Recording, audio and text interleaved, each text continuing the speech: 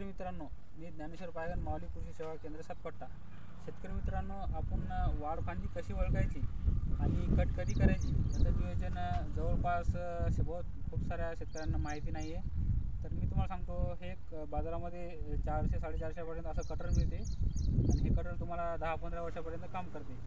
तर वाढ फांदी कशी ओळखायची आणि कशी करायची याचं नियोजन सांगतो तुम्हाला. आता पहिली गोष्ट, आपण जेव्हा लागवड करतो त्याच्यानंतर 40 ते 45 दिवसानंतर स्पष्ट आपल्याला वाढफांदी दिसते. वाढफांदी म्हणजेच गळफांदी. काही भागात गळफांदी म्हणतात, काही भागामध्ये वाढफांदी म्हणतात. तर त्याच्यामध्ये वाढफांदी दाखवा तुम्ही कशी राहते. तर आता जवळपास आपल्या प्लॉटला 40 दिवस झालेले आहेत. कुठं कुठं दिसत आहे, कुठं कुठं नाही दिसत आहे. तर हे पहा, ही जी आहे ही वाढफांदी आहे. आता ही जी फांदी आहे ना, ही वाढफांदी आहे. तर ही पण वाढफांदी आहे, म्हणजे फळ आपण म्हणतो ही फळफांदी आहे. आता ही फळफांद्याच आपल्याला ठेवायच्या आहेत. ही फळफांदी आहे, ही फळफांदी आहे. जरा जवळून दाखवा.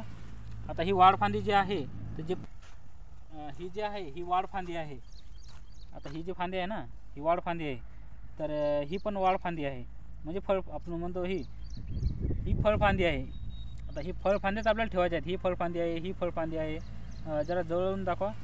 आता ही वाढफांदी जी आहे, तर जे पहिलं पान जे लागते वाढफांदीला म्हणजे गळफांदीला, हे पहिली ओळखायची कशी की ही समांतर म्हणजे झाडाला कॉम्पिटिशन करते, या झाडाला कॉम्पिटिशन करते आणि फक्त आकाशाच्या दिशेने अशी वाढते. दोन्ही साईडला 2-3 फांद्या राहतात. एका झाडाला जास्तीत जास्त 3 फांद्या राहतात. कधी कधी 2 राहतात, कधी कधी 1 राहते. जास्त करून 2 ते 3 फांद्या राहतात. तर हे आकाशाच्या दिशेने समांतर प्रमाणे वाढतात आणि या झाडाला कॉम्पिटिशन करतात. आणि जेवढं पण आपण खत नियोजन करतो, तर पहिले अन्न ह्या 60 ते 70% हे अन्न 2-3 वाढफांद्याच घेतात. त्याच्यामुळं आपल्याला उत्पन्न 6 ते 7 क्विंटलच्या वरी कधीच होत नाही. किती खर्च करा, काही करा. आणि याला फवारणीचा पण खर्च खूप सारा येतो. याच्यावर किड्याचं अतिक्रमण राहते, पूर्ण किडे याच्यावर मागूनच जाऊन बसतात आणि रसशोषण याचंच करतात आणि यालाच पूर्ण खताचा डोस जात असतो. तर ही वाढफांदी जी आहे, तर दुसरा पर्याय म्हणजे आपण गळफांदी कोणाच्या लक्षात नाही आली बा की वाढते कशी नाही, तर ही जे असते इथं पात लागते, ती असते फळफांदी. इथं पात नाही म्हणजे ही झाली वाढफांदी. तर ही अशी 1 इंच सोडून कट करायची.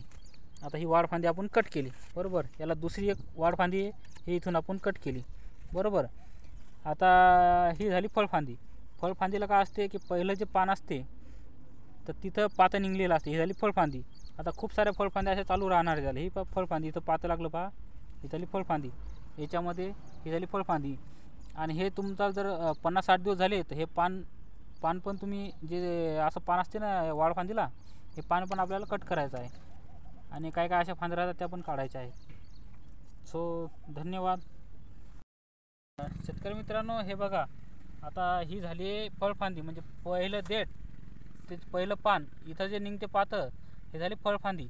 म्हणजे हे फांदी आपल्याला कट करायची नाही. आणि ही फांदी जी आहे जास्त प्रमाणात वाढत नाही. जशी ही आपलं काय म्हणतो याला गळफांदी या झाडाला कॉम्पिटिशन करते. हे पहा, हे झाड एकीकडे आलं आणि ही फळफांदी इथं वाढत आहे.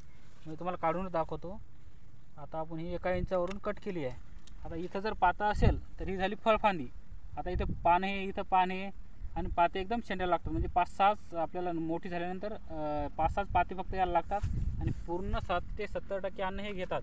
तर लक्षात घ्यायचं की हे एक आकाशाच्या दिशेने समांतर प्रमाणे वाढते.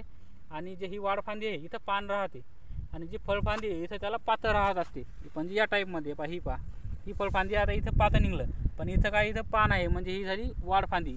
हे आपल्याला 40 ते 45 दिवसानंतर कट करायच्या आणि त्याच्यानंतर आपलं उत्पन्न तिप्पट वाढण्याची 100% गॅरंटी आपली आहे.